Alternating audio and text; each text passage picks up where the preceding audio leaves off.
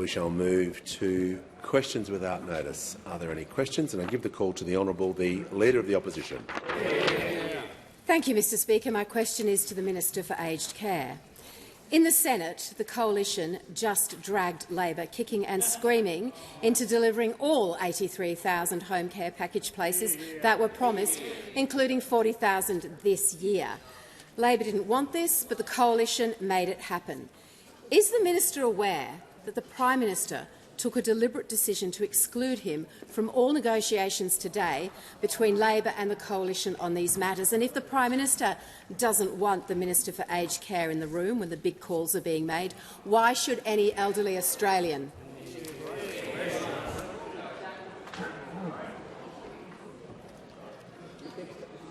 Order. We'll hear from the Minister for Aged Care and the Minister for Seniors. Thank you, Mr Speaker. Our government is proud to be delivering our once-in-a-generation reforms to the aged care sector that will see more Australians get better care faster than ever before. Now, the House has heard a remarkably considerable debate on this topic this week, and Minister Butler and I announced a short time ago that the government has reached an agreement to pass the aged care bill currently before the Senate. This is a fantastic outcome for older Australians and their families, who have the certainty that more care is on the way. It's a fantastic outcome for the aged care providers, who will deliver more care than ever before. And it's a fantastic outcome for the workers, who work day in, day out, looking after the people that we love. Mr Speaker, the bill before the Senate is the final piece of the puzzle that paves the way for the commencement of the new Aged Care Act and our new Support at Home program. Members on my left. Throughout this reform process, we've taken a principled approach to the bipartisan nature of these reforms to ensure that they are enduring and meaningful for generations to come. And we're grateful to the opposition, particularly Senator Ruston, for their genuine engagement and commitment to work with us and to get these reforms right. The new Support at Home program will help even more older Australians to stay at home for longer and with a higher level of care so people can stay close to family and close to community. To keep up with increased demand, we'll now fast-track the release of more home care packages in the lead-up to the 1st of November. We'll bring forward an extra 20,000 packages in the next 8 weeks before the new Act comes into effect. And once the new Support at Home program comes into place, we will allocate the remaining 63,000 packages to older Australians in the first 8 months by 30 June 2026. Mr Speaker, this is a responsible decision that will deliver more care faster to the older Australians who need it most, while maintaining the prudent fiscal save that was a key pillar of our reforms last year. Every single older Australian deserves the very best care, and that's what our reforms have always sought to do. This is an important outcome for so many older Australians, their families and the sector, and I thank the Parliament for working with the government to ensure that we get it right. The call to order. When the House comes to order, we'll hear from the Honourable Member for Robertson. Thank you, Mr Speaker, and my question is to the Prime Minister. What contribution has former Australian of the Year Richard Scolyer made to cancer research and advocacy, and what steps has the government announced today to build on Professor Scolyer's work? With the call to the Prime Minister. I thank the member for Robertson for his question. Just one of the people who brought his professional skills in the area of healthcare into this parliament, and the parliament's better for it. Today I was very honoured to once again meet with the 2024 Australian of the Year, Professor Richard Scolyer. We announced $5.9 million to establish the Richard Scolyer Chair in Brain Cancer Research at the Chris O'Brien Lifehouse in Sydney, together with Gail O'Brien, Chris O'Brien's widow. This investment will support a number of research positions, including a professorial chair, as well as postdoctoral research fellows, research assistants and PhD scholarships, along with research costs. That will be rolled out in conjunction with the Royal Prince Alfred Hospital and the University of Sydney. Professor Richard Scolyer is an extraordinary Australian, a humble man who has achieved so much. and for so many Australians his story has resonated so deeply. A renowned pathologist, a melanoma researcher who's made remarkable contributions to Australian medical research. The first in the world to receive an experimental treatment approach adapted from his own melanoma immunotherapy research, becoming both a patient and a research subject. Together with his other Australian of the Year recipient, his research partner, Professor Georgina Long, he represents the very best of this country. Someone who has brought skill, tenacity and courage, someone who always thinks of others. And indeed, even today he was suggesting that the chair in brain cancer research shouldn't be named after him. It says so much about his character and the fact he is just always thinking of others. Even after being diagnosed with brain cancer in 2023. He continues to think about how he can make a difference while going through what is a very difficult period. He continues to be an advocate and continues to show leadership, and the courage that he has shown as an inspiration for all Australians, including every member of this House. This announcement means that we can continue to stay at the forefront of the fight against cancer. We can continue to train the world's best researchers, and we can continue Professor Scolyer's vital work. Call to the Leader of the Opposition. Thank you, Mr Speaker. My question is to the Minister for Aged Care. The Minister has repeatedly claimed that there were, quote, around 87,000 people waiting for a home care package as at the 31st of March. But moments ago in the Senate, the government admitted that the waitlist crisis has worsened significantly. Senator McAllister confirmed that as at 31 July, there are almost 109,000 elderly Australians waiting, another 20,000 in the queue. When did the minister or his office become aware of this number, and why didn't he provide it to the House?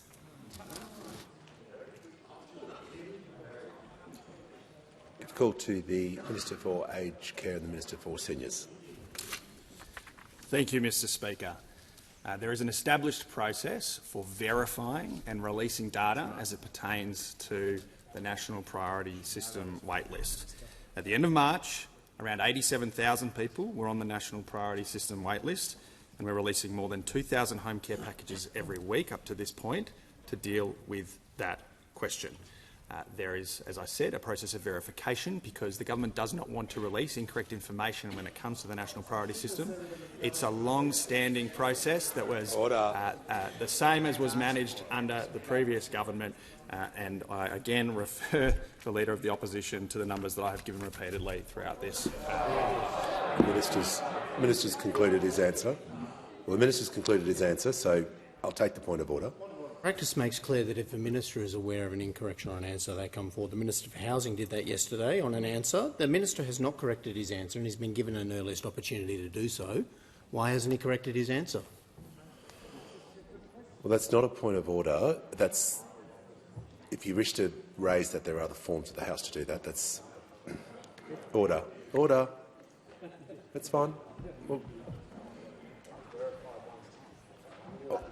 order. When the House comes to order, we'll hear from the member for Gorton.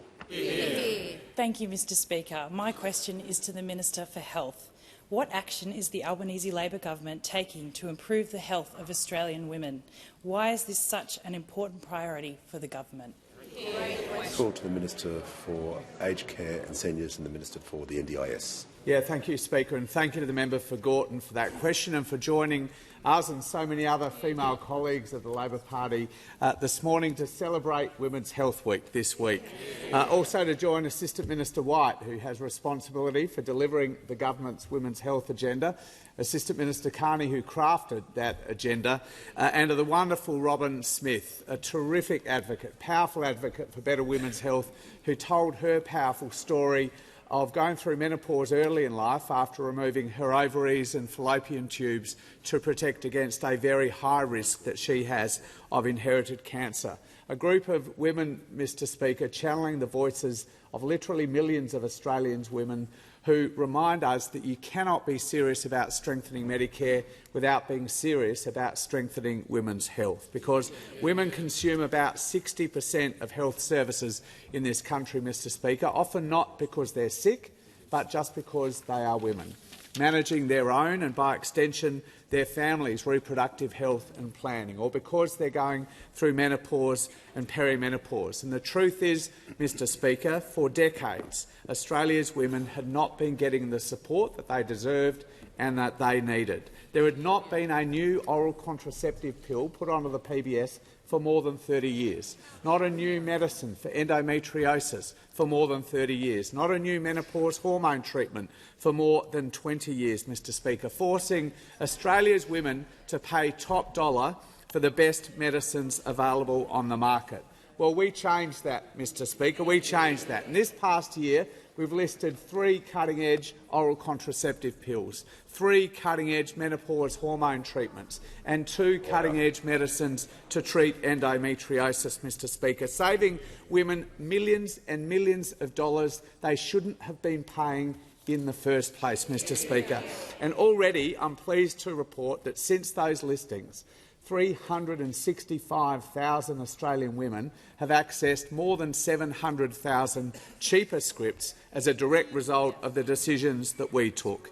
And on the 1st of July, Mr Speaker, as part of our package, we also introduced a new, longer, much better funded GP consult service to support women going through menopause and perimenopause, to ensure that women at that point in their life got the best possible information, advice and support, which frankly had not been happening enough in years gone by. And already I'm really pleased to report that in just 9 weeks, more than 20,000 Australian women have taken up that new opportunity, Mr Speaker.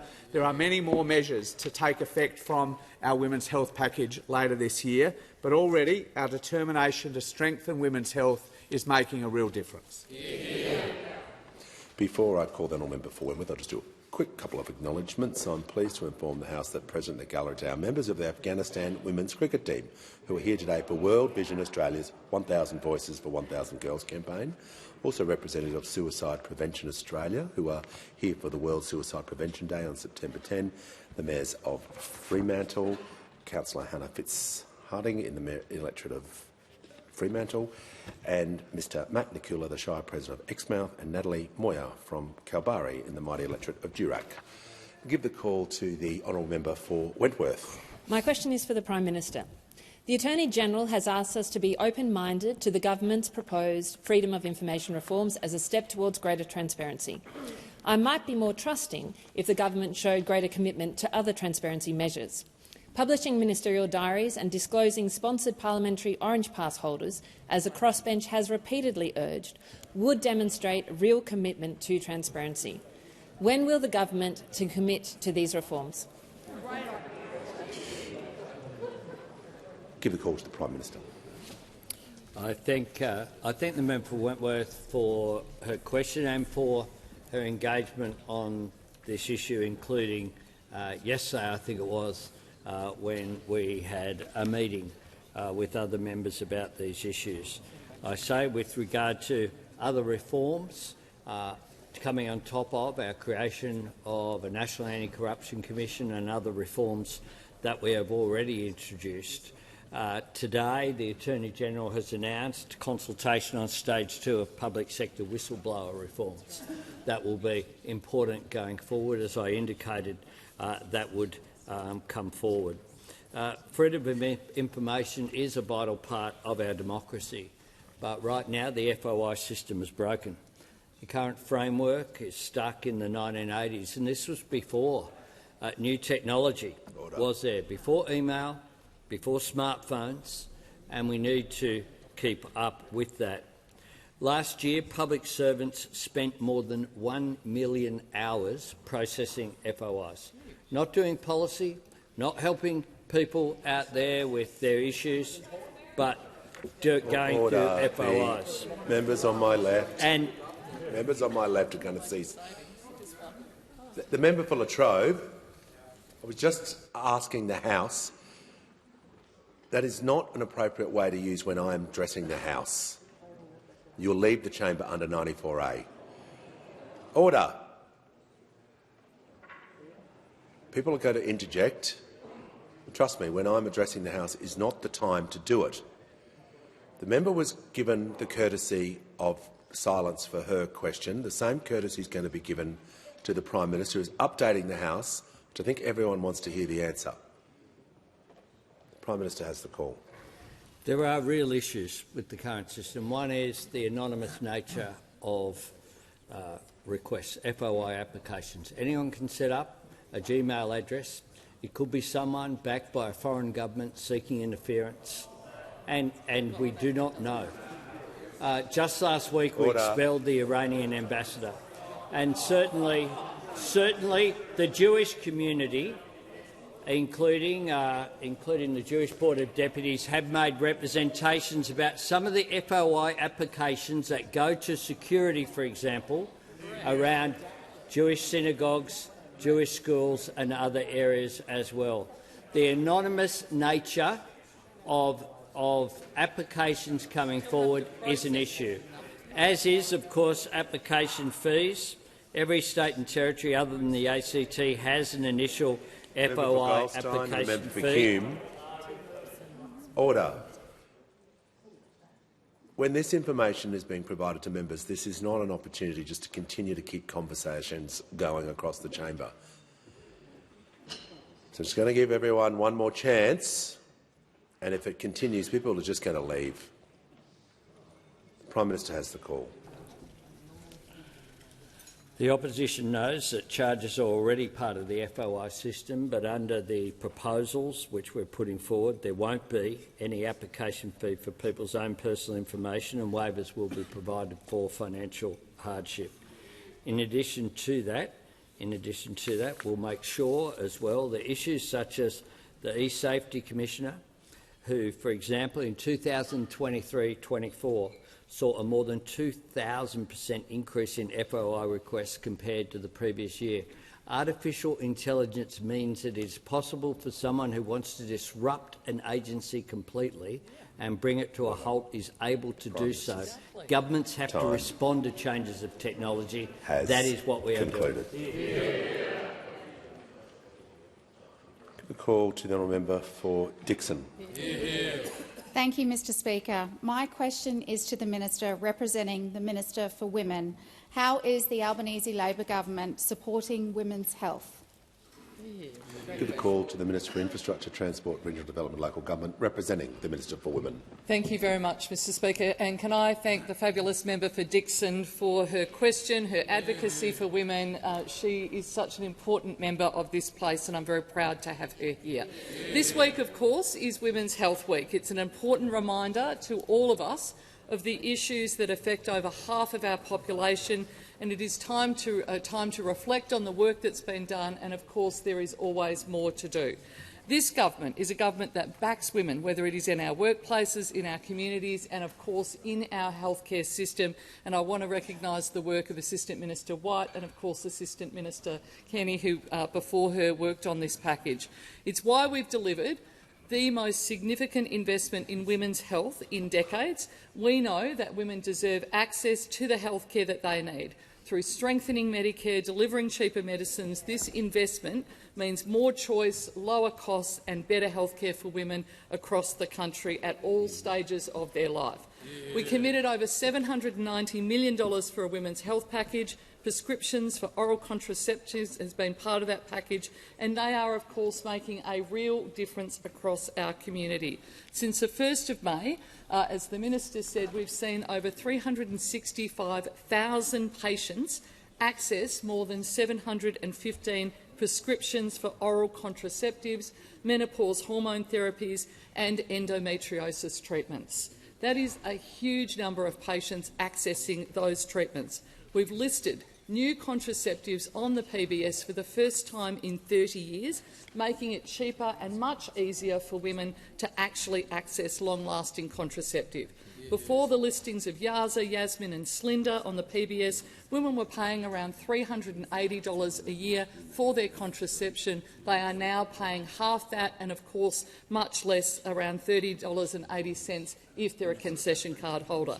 Before the listings of Estrogel, Prometrium and Estrogel Pro on the PBS, women might have paid again up to $670 a year. Now they're paying only $31.60 a script. Again, a really enormous cost of living relief for women and to access health care. We know that already more than 20,000 women have taken up the new perimenopausal and menopause health assessments since they were subsidised just on the 1st of July. The opening of the 22 endometriosis clinics, pelvic pain clinics, with 11 more to come, and expanding all 33 clinics has been, again, an enormous benefit to women across the country. And, of course, from the 1st of January, seeing every prescription listed on the PBS costing no more than $25, all targeted at helping and supporting women's health. We've listened to women's health needs, and now we're getting on with the job of actually delivering. Call to the Honourable the Leader of the Opposition. Thank you, Mr Speaker. My question is to the Prime Minister. I refer to reports in The Australian that government officials are helping to bring ISIS terrorist brides to Australia. Prime Minister, these are not ordinary citizens. They chose to align with a barbaric death cult that glorified mass murder, sold women and girls into slavery and cheered the slaughter of innocents. What actions has your government taken to guarantee the safety of Australians if these people return? Call to the Prime Minister. Those reports are not accurate. Call to the member for McNamara. Very much, Speaker. My question is to the Minister for Education. What is the Albanese Labor government doing to train more nurses and doctors to strengthen Medicare for decades to come? Give a call to the Minister for Education. Thanks very much, Mr Speaker, and can I thank my friend the member for McNamara for his question. Mr Speaker, he is magnificent, that's a good point. Magnificent member for McNamara for his question. Mr Speaker, we need more nurses and we need more midwives too. These are people who've signed up to do some of the most important jobs in this country. People who will look after us when we're sick, help women during childbirth. And a big part of their university degree is practical training, and it can sometimes be very difficult. I'll just give you one example. For a lot of nursing students, they often work while they're studying part-time at a local hospital as an assistant in nursing. And when they do their prac, it's often at the same hospital, and they have to give up their paid part-time job to do it. And so that can cause financial difficulties.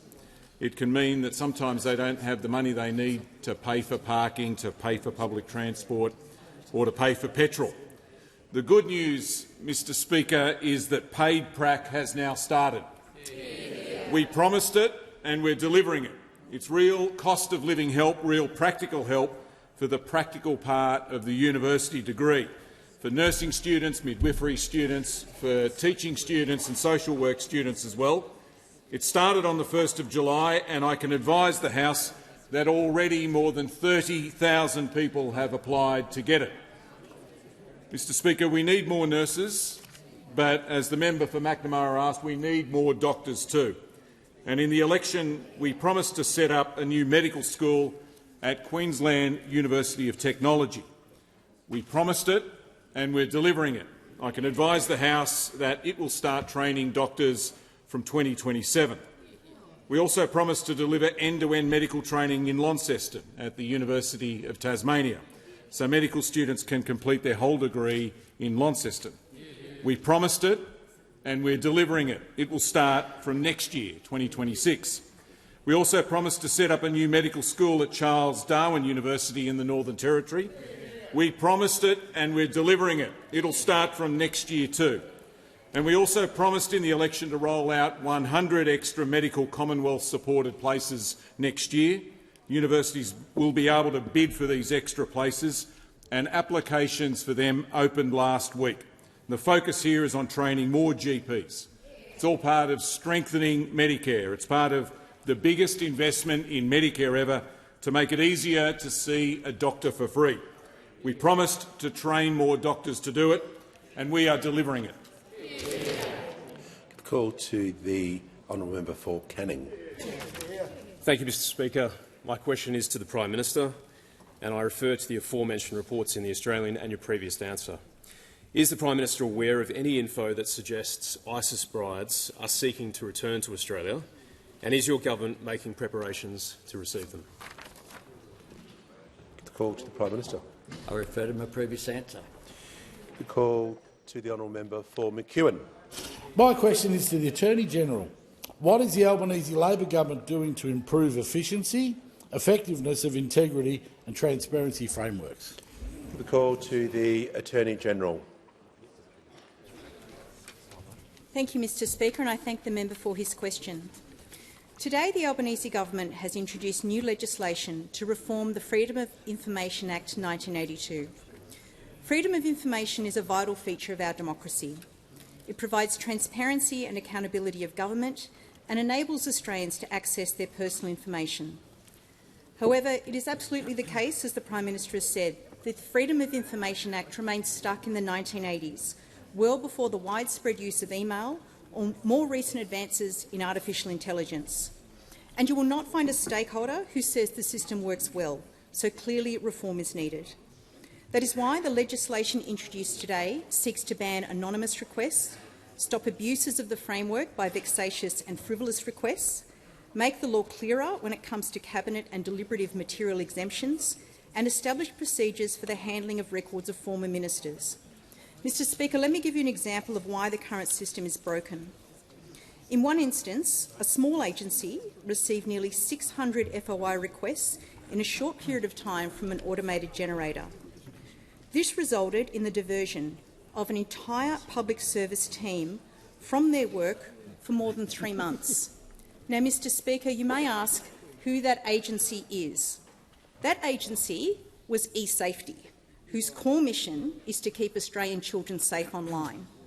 Hard-working taxpayers who already fund over 1 million hours a year on FOI processing would expect eSafety to be focused on their task of protecting children rather than processing a mountain of frivolous FOI requests from online trolls.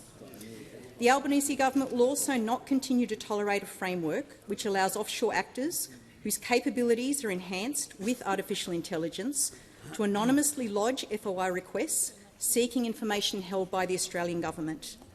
The idea that our laws could permit a foreign state to anonymously seek access to information about recent government decisions without us even knowing it is simply untenable. The government will refer its FOI legislation to the Senate Legal and Constitutional Affairs Committee for scrutiny and continue to engage across the parliament and stakeholders on these reforms. Mr Speaker, FOI also forms part of a broader transparency and integrity framework which this government is continuing to strengthen. The government is delivering on its commitment to continue to enhance Australia's public sector whistleblowing framework. These reforms will establish a new whistleblower ombudsman, which will be the most significant addition to the federal integrity landscape since this government established the National Anti-Corruption Commission. And following consultation, we intend to introduce legislation into the parliament as soon as possible. The Albanese government is committed to progressing reforms that improve the efficiency and effectiveness of our integrity frameworks. Give the call to the honourable member for Hume. Prime Minister, today, to Australia's shame, Daniel Andrews attended a Chinese Communist Party military parade alongside dictators Vladimir Putin, Kim Jong-un and the Iranian president. Former Premier Anastasia Palaszczuk described Mr Andrews' attendance as a bridge too far. Will the Prime Minister echo her condemnation? Did the Prime Minister or his office provide any personal or consular assistance for the visit? Order. The member for Chifley is warned. The Prime Minister has the call. At the 70th anniversary, 10 years ago, the former government sent a Liberal minister, Michael Ronaldson, to represent the Australian government. Yep. I understand that Australian embassy officials will formally represent Australia this time. Last month, on the 15th of August, I attended a commemoration for victory in the Pacific Day in Martin Place, along with the Leader of the Opposition. It is on that day that we commemorate the end of the war in the Pacific in Australia. In that case, we celebrate it on the day of the surrender of the Japanese forces. We also, on that day, celebrate the courage and sacrifice of all those Australians who served, and I can confirm it was a very moving occasion, as these occasions always are when we honour the men and women who wear a uniform. Order. Order. Members on my left, before I call the member for Blair, I just want to do some acknowledgements in the chamber. I'm pleased to inform the House that present in the gallery— the member for Hume, I'm trying to acknowledge guests in the gallery. I'm pleased to inform the House that present in the gallery today is a delegation from the Parliament of Kiribatis Public Accounts Committee, led by the Honourable Tarokum Bu Tufangpa, and also a bienvenue to the Senate delegation from the France-Australia Parliamentary Friendship Group and members of the Fairley Leadership Program from the Goulburn and Murray Valleys in the Electorate of Nichols. Welcome to you all. Give the call to the member for Blair. Speaker, my question is to the Minister for Health. How is the Albanese Labor government delivering generational reforms to aged care after a decade of cuts and neglect? Order. Give the call to the Minister for Health, Aged Care and the Minister for NDIS. Thank you, Speaker. I thank the member for Blair. He knows aged care well, having held the portfolio for Labor for a number of years, and he knows that we, on this side of the House, over the last few years, have had no higher priority than strengthening Medicare and strengthening aged care, because, Mr Speaker, aged care, when we came to government, was in the worst state it had been in the more than 30 years that I have been working with that sector. Tragically summed up by the Royal Commission in one word, their title to their interim report, which was neglect. And we were utterly determined to turn that around. Mr Speaker, I don't think there was a single policy area where we made decisions to invest more money in the last term than in aged care, to deliver RN 24/7, registered nurses on shift all the time. They said it couldn't be done, and we've delivered it, Mr Speaker, to deliver more care minutes to every aged care resident, to deliver better wages to aged care workers, to allow providers to recruit and retain the workers we need, to provide better food in aged care facilities, and, Mr Speaker, to provide more home care packages. In the 23 budget we did it, in the 24 budget we did it, in the 24 MyEFO we did it. Thousands more home care packages, as well as the 83,000 new supported home care packages, which I think I said yesterday were in the 25 budget, but they were actually even earlier in the 2024 MyEFO to be rolled out over the course of 25-26. The pace of reform has been unprecedented, Mr Speaker, and the need for it has been acute, because those opposite did worse than nothing. Just get a pause. I can't hear the minister because the member for Lyne is continually interjecting. So, no more interjections from the member for Lyne, because I want to hear what the minister's saying. Because those opposite, Mr Speaker, did worse than nothing. In 2012, we set up a rolling process of reforms that I agreed with Mr Dutton that would get this sector ready for the ageing of the baby boomer generation, a rolling series of reforms that was derailed in the middle of the last decade. And I wonder, Mr Speaker, who the minister was when that was all derailed. I wonder who the minister was. I wonder who the minister was who failed to deliver the mid-decade reform that was set out in that 2012 piece of legislation that I agreed with Mr Dutton. I wonder who the minister was who in her entire tenure did not deliver a single additional home care package, a big, fat donut. I wonder who the minister was who cut aged care funding to the residential sector, not once, but twice in a relatively short tenure as aged care minister.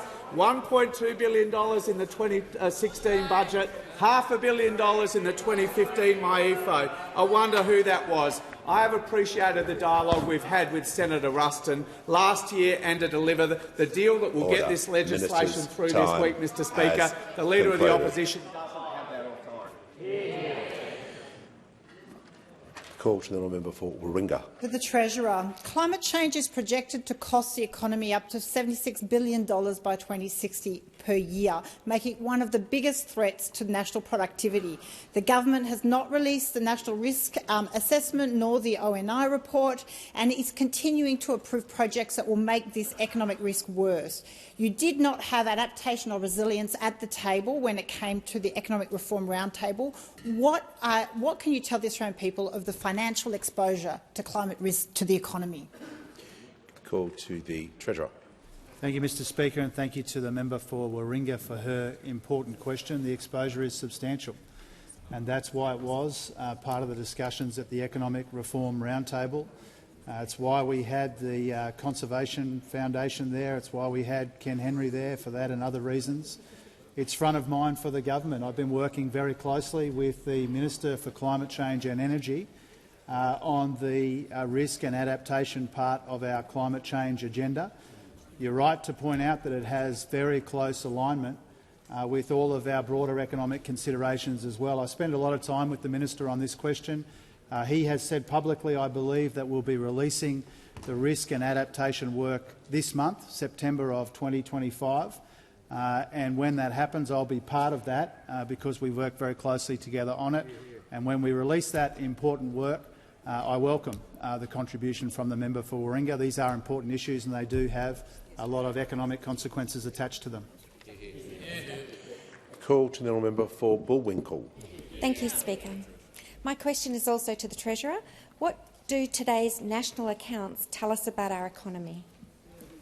Give the call to the Treasurer. Thanks, Mr Speaker, and thanks to the new member for Bullwinkle for her important question and for all of her work in this place already as a new member of Parliament, focused on the most important issues, Mr Speaker. The numbers we got today in the national accounts were very encouraging and they were very welcome.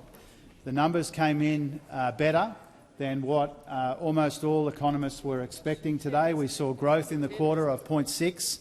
We saw through-the-year growth of 1.8. That beat expectations on both fronts, Mr Speaker, and that's a very good thing. Our economy is gathering pace and it's gathering momentum. We have seen in our economy, in the data released today for the June quarter, a very welcome and a substantial pickup in economic growth in our economy, and that's important. Now, the big story in the national accounts today was the pickup and the recovery in the private sector in particular. And this is the recovery in the private sector that we've been planning for and preparing for and frankly hoping for, Mr Speaker. To see the private sector make the contribution to growth in the numbers today again was very welcome. And the reason why the private sector is recovering, the reason why that's feeding through to the biggest contributor to growth in the quarter, which was consumption, is because this government has worked diligently every single day to lift wages and lift incomes in our economy, Mr Speaker. And that's what's driving the improvement in growth in the numbers that were released today. Consumption is recovering in our economy because incomes are recovering in our economy, and I can hear them chirping away, Mr Speaker. They should chirp up and say that when we came to office, real wages were falling, living standards were falling, the measure of per-person incomes was falling, inflation was rising, interest rates were already going up, and we have been turning all of that around, Mr Speaker. The reason incomes are growing in our economy is because, and living standards too, is because of that combination of our tax cuts and our wage rises combined with the Reserve Bank's 3 interest rate cuts in 6 months, Mr Speaker. And because of our efforts, the wages share of national income is now 54%. When we came to office, the wages share of national income was less than half. Now it's 54%. That's not accidental, Mr Speaker. That is deliberate. We have got in our economy now the equal, fastest, through-the-year economic growth compared with any major advanced economy. And we've got much faster employment growth than any major advanced economy. So these are very welcome. They are very encouraging numbers. They show the progress that we've made together. They've shown that we've been delivering on all of the things we identified as the government's priorities, but we know that there's still more work to do.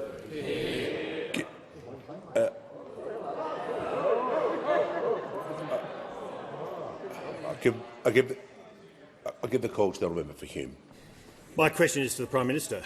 Will the Prime Minister condemn his close personal friend, Daniel Andrews, attending the Chinese Communist Party military parade alongside the presidents of Russia, North Korea and Iran? The Prime Minister's got to be asked questions that he is directly responsible for. Well, there is some difficulties.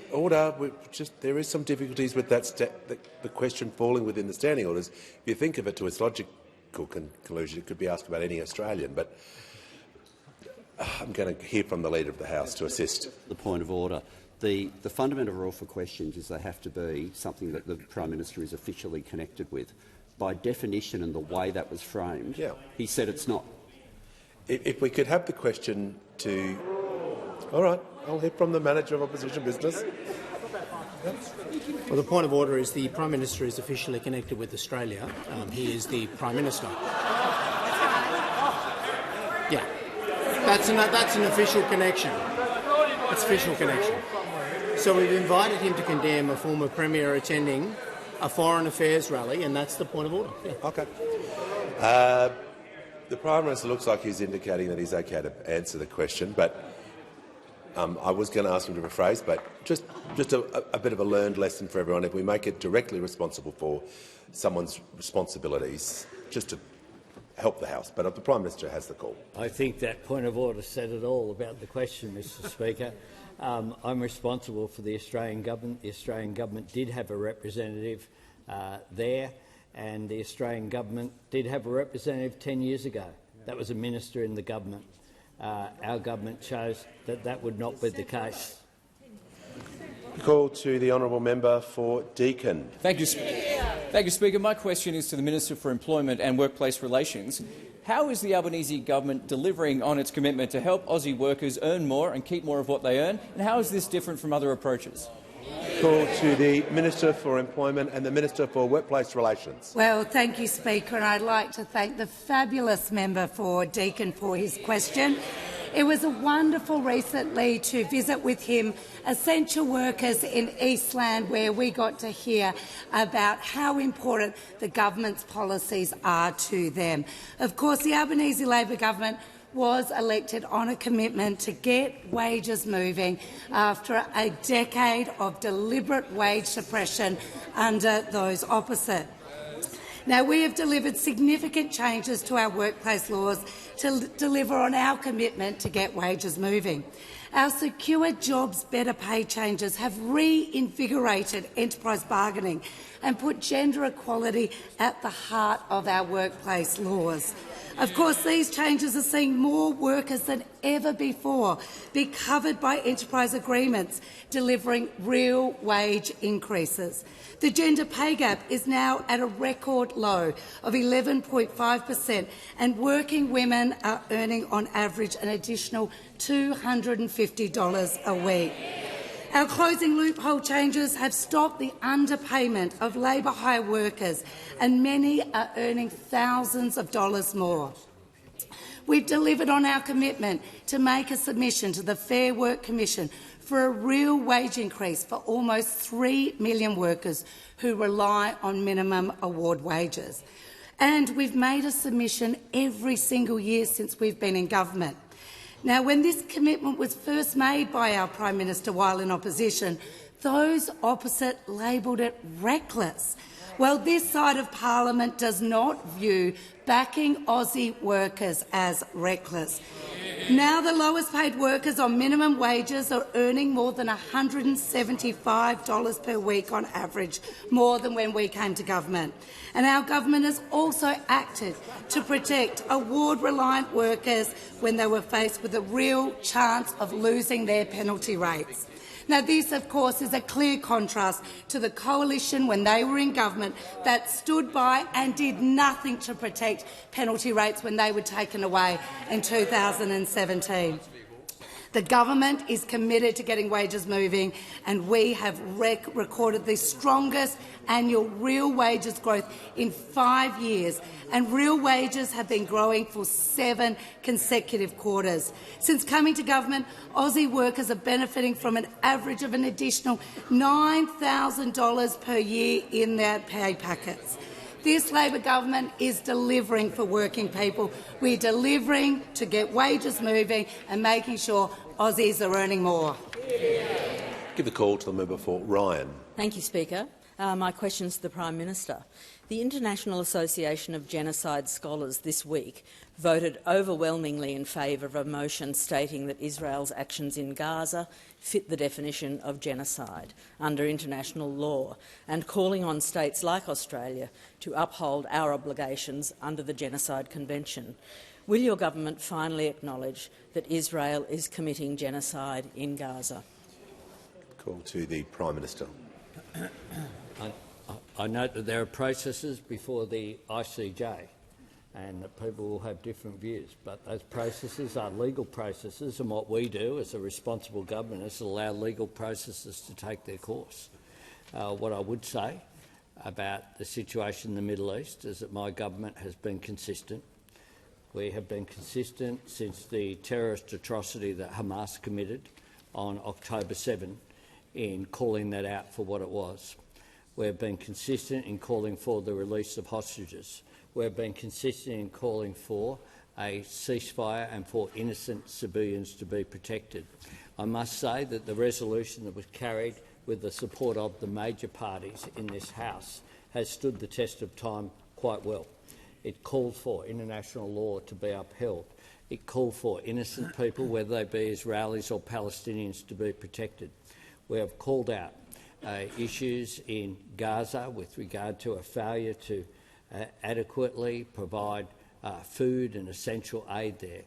We have called out, for example, the double tap that occurred at the hospital in Khan Yunis for what it was that saw the loss of life of journalists as well as doctors and nurses and people providing assistance there. We have continued to take a principled position that has resulted in criticism from all sides of this debate. But it's the right thing to do. It's the right thing to do for the role that we play internationally. It's the right thing to do to work towards a long-term solution where both Israelis and Palestinians can live side by side in peace and security, where Israel can continue to exist as a majority Jewish state, providing a homeland for the Jewish people, but where the legitimate aspirations of Palestinian people for their own state can be realised. That is something that I have held throughout my political life, and indeed before I came to this parliament. And that is something that our government will continue to do. We'll continue to be a strong advocate, regardless of criticism that is thrown at us, regardless of the misinformation which is put out there. For example, we do not fund or provide arms to the State of Israel. We are not a participant in this conflict. What Australians want to see is two things. They want to see the killing stop. They want to see, whether they be Israelis or Palestinians, and the second thing that they want is for conflict to not be brought here. Call to the honourable member for Brudden. My question is to the Minister for Climate Change and Energy. What progress is the Albanese Labor government making on clean energy, and what are the risks? Call to the Minister for Climate Change and Energy. Well, thank you, Mr Speaker. I thank everyone's favourite member for Braddon for the question, Mr Speaker, and I thank her for her leadership in Tasmania. And yesterday the Prime Minister and I told the House that 44,000 Australians had installed a home battery under the Cheaper Home Battery Scheme. Today I can tell the House 46,052. A big lift, a big jump today. 46,052 families have introduced cheaper home batteries to their households. And just as the nation is getting on with the job of batteries, we are getting on with the job of the battery of the nation. And the battery of the nation is the state of Tasmania, Mr Speaker. And I'm pleased to announce and tell the House that today the Albanese government, the Allen government and the Rockcliffe government have reached financial close on the Marinus Link. Now, the Marinus Link has been talked about for decades, and this government is delivering the Marinus Link. And I want to thank Ministers D'Ambrosio and Digan, the two state ministers who work with me to make this a reality. This link will unlock billions of dollars of investment in Tasmania and will create enough renewable energy to power 750,000 homes right across Australia, Mr. Speaker, creating jobs for Tasmanians in particular. So that's a good thing. Now, Mr. Speaker, the honourable member asked me about risks, and one of the risks is people who used to support transmission and support things like the Marinus Link but now say they oppose it. So, for example, Mr. Speaker, I imagine the member for Hume welcomes the Marinus Link announcement because he once spruiked it.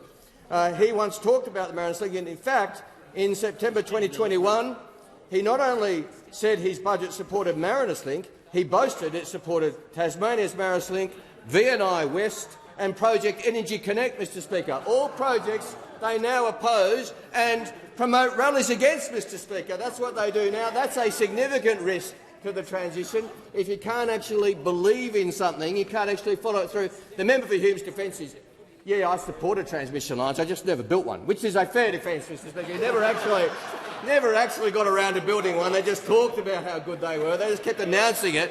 It's this government that is today announcing the next big step on Marinus Link, and will continue to make progress. And the honourable member asked me about risks, and again, we see more of the perfectly normal policy development on the other side. We've heard about the member for Hume. We've also heard from Senator Hume today, who's took to social media to declare that she's not for turning when it comes to net zero. She's fully in favour of it, and pointing out she had to go to Instagram to point out that she's a member of the Liberal Party, not the Advance Australia Party. Well, at least she can make that claim. I'm not sure that all those opposite could make that claim, Mr. Speaker. Senator Hume, and she's been supported by the member for Flinders and Senator Bragg and others, and good on them for standing up for net zero. They're in a small minority, but on this side of the House, we're going to keep going with the job of delivering for Australians with batteries big and small. Call to the member for Mallee. Thank you, Speaker. My question is to the Prime Minister. The Prime Minister told the Bush Summit, and I quote, "I won't BS people." The Prime Minister promised Australians a $275 reduction in their energy bills prior to the 2022 election. Hasn't that now proven to be BS? Is this broken promise the reason why the Prime Minister was chased out of town by a convoy of tractors? Order. The Prime Minister has the call. Order. The Minister for Infrastructure will cease interjecting. The Prime Minister has the call. Thank you very much, Mr. Speaker. I did attend a meeting in Ballarat last week, and I attended a meeting in Wagga Wagga as well. And I attend regularly regional events. And when I do, I inform the members, as the member for Page would know, as the member for Maranoa would know, as the member for Riverina would know. And indeed, I took the member for Riverina to the event in his electorate last week. I have attended an event with the member for Mallee where I opened a local community infrastructure at the invitation of the local council. There were schools there because it was the first time a Prime Minister had visited Horsham, a small community, in some 40 years. There were school children there, there were lots of people there. The member for Mallee, I rang up, invited to come along. The member for Mallee chose to organise people to come along and yell with loud hailers and to disrupt. That's what the member for Mallee is doing. Order. And to disrupt the event. Order.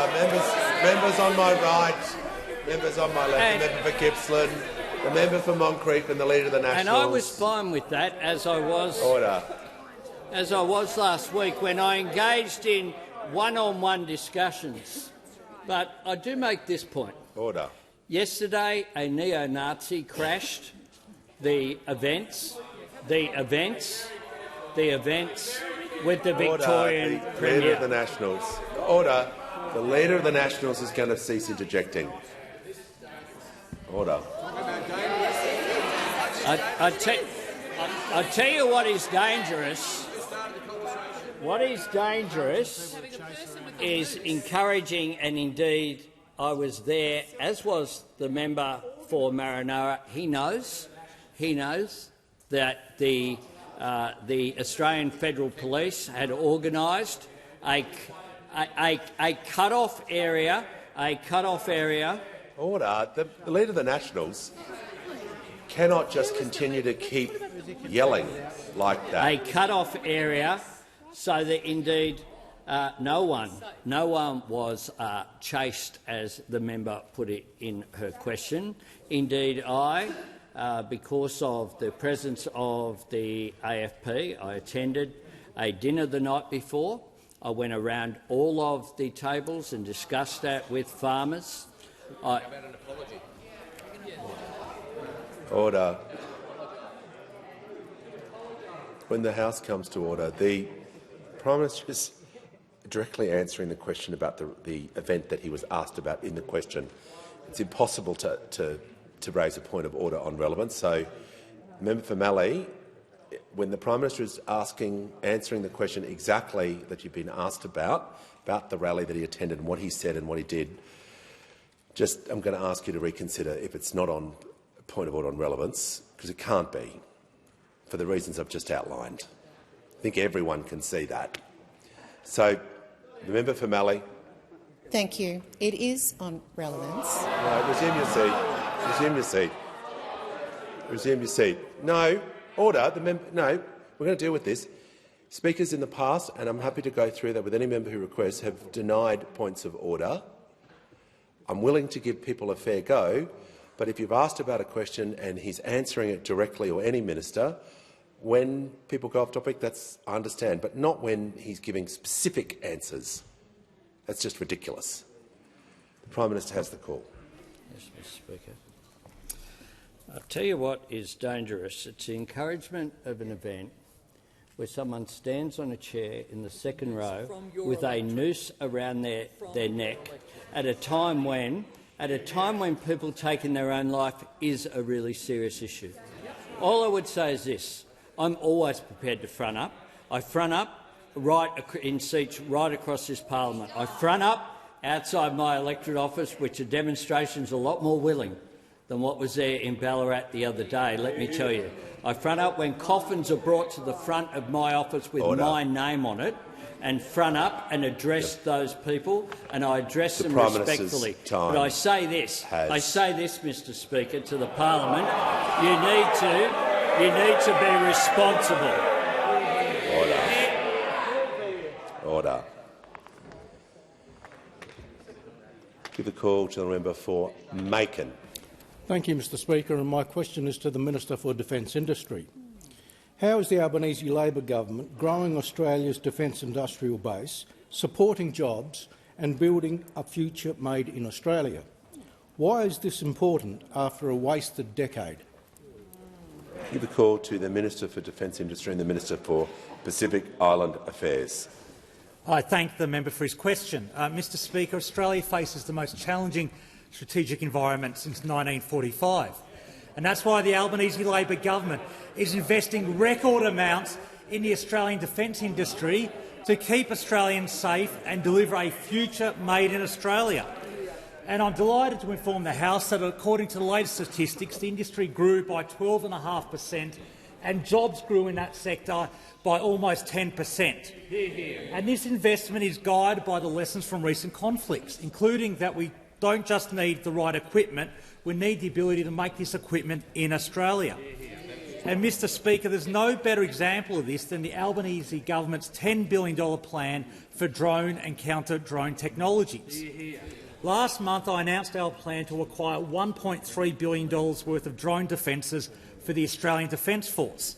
Importantly, this will involve many innovative Australian companies, like Acacia Systems in Adelaide, which I recently visited. Their homegrown technology will be the brains of the ADF drone defence. Speaker, we're also designing and making drones in Australia. Take a look at Ghost Shark, delivered on budget and ahead of schedule. Or Ghost Bat, the first aircraft to be designed and made in Australia in over 50 years. So, Speaker, we're growing capabilities for the ADF, we're growing jobs and we're growing sovereignty and self-reliance for Australia. Our record stands in stark contrast to the Coalition's wasted decade where they failed to support our local industry. Under them, they cancelled the only armed drone project and delivered 0 drone defences for this country. Under us, we're delivering both armed drones and drone defences for the ADF. Under them, they closed 2 shipyards, costing thousands of Aussie jobs. Under us, we're delivering continuous naval shipbuilding in Western Australia and SA, supporting over 10,000 jobs. Under them, all they did for missile manufacturing was 2 media releases. Under us, we're building 2 missile factories, and this year, Aussie workers will start making missiles in this country.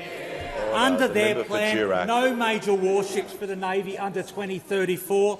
Under us, 4 new warships in that time, with the first delivered this decade. Speaker, unlike those opposite, we support Aussie workers and manufacturing, and that's why the Albanese government is backing a defence future made in Australia. In contrast, as question time again demonstrated, those on the opposite side can't be trusted on defence, can't be trusted on national security, and always go the low road. Give the call to the honourable member for Kooyong. Thank you, Speaker. My question is to the Minister for Climate Change and Energy. The government is currently undertaking a gas market review with the premise that we need new gas production for our domestic needs. However, only 16% of Australian LNG was sold to the domestic market last year. The rest was exported. More than enough gas for our domestic needs is sold daily on the spot market and exported. Why is the government supporting more gas projects when we have more than enough already? And when will you intervene to protect our access to our own gas resources? Put the call to the Minister for Climate Change and Energy. Well, thank you very much, Mr Speaker. I thank the honourable member for the question. And the Minister for Resources and I are conducting a review into our gas policy settings, as is very necessary, because we believe that Australian industry, Australian heavy industry, and those Australian homes that use gas to heat their homes and the gas-fired power peaking stations that we have in the grid do require access to Australian gas at reasonable prices. And that's why we're undertaking that review in a careful, methodical way. We aren't doing as those opposite did and make a policy which was clearly said by the industry in hours wouldn't work. We're undertaking a very heavy consultation process. We've received many submissions already, which we're working through. The fundamental principle I don't accept as a premise to our review, other than the fundamental principle is that we do have a plentiful supply of gas in Australia, and we need to ensure that supply is available for Australian uses. And we will continue to make the point that gas is necessary to underpin our transition to renewables. It's a very flexible type of fuel. Gas-fired power stations can be turned on and off at very short notice, unlike coal and unlike nuclear. Heavy industry does rely on gas, and those 5 million Australian homes rely on gas. And for that purpose, we are undertaking the review. We have 3 policy mechanisms that are reaching the end of their scheduled life. It's appropriate that there be a full and comprehensive and methodical review, and that's exactly what the Minister for Resources and I are doing. Give the call to the honourable member for Richmond. Thank you, Mr Speaker. My question is to the Minister for Housing, Homelessness and Cities. How is the Albanese Labor government delivering new social and affordable homes for Australians in need? Is the minister aware of any obstacles? Give the call to the Minister for Housing, the Minister for Homelessness and the Minister for Cities. Thank you so much, Speaker, and I want to thank the member for her question. She represents an absolutely beautiful part of our great country, and it is a part of our nation which has some really specific housing challenges. And it's in part because of her really powerful advocacy that we have in Canberra today, an Australian government which has the boldest and most ambitious housing agenda that a Commonwealth government has had since the post-war period. Now, Speaker, this is bringing really meaningful change to the member for Richmond's constituents. Speaker, about 500 of the people that she represents have got the keys to their first home because of the Albanese government's backing. Speaker, there are 14,000 recipients of Commonwealth rent assistance in her community who are getting almost a 50% increase on that payment because of our government. Now, Speaker, we absolutely recognise that housing is a life-defining challenge for many people around our country. We hear it from an entire younger generation who tell us in absolutely clear terms of the anger that they feel that they experience completely different housing opportunities than their parents and grandparents. And we hear it from parents too. They talk to us about the deep worry that they have that the younger people in their life are not going to have, they feel, the same financial future and security that they had. And of course, Speaker, we see it in all of our communities with that rising homeless population that is so distressing. Now, Speaker, our government has a $43 billion agenda which is targeting at addressing some of these issues.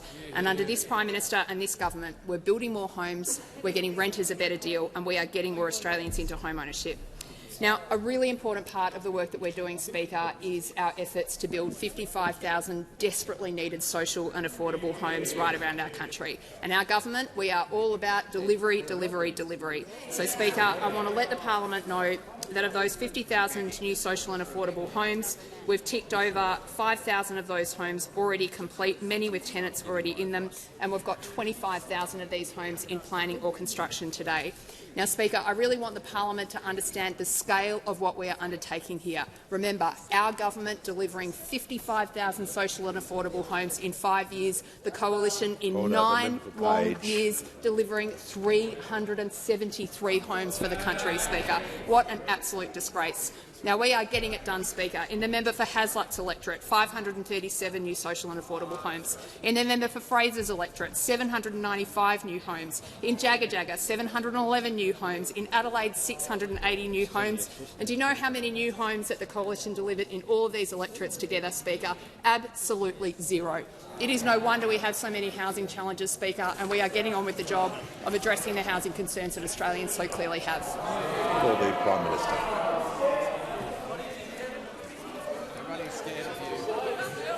Order. Prime Minister has the call. Get a go in the first dozen. Get a go in the first dozen. The member for Flynn will just cool his heels. I say to the member for Flynn, see if he can get in the first 24, and we'll tomorrow, and we'll give you a crack. But on that basis, I ask that further questions be placed on the notice paper.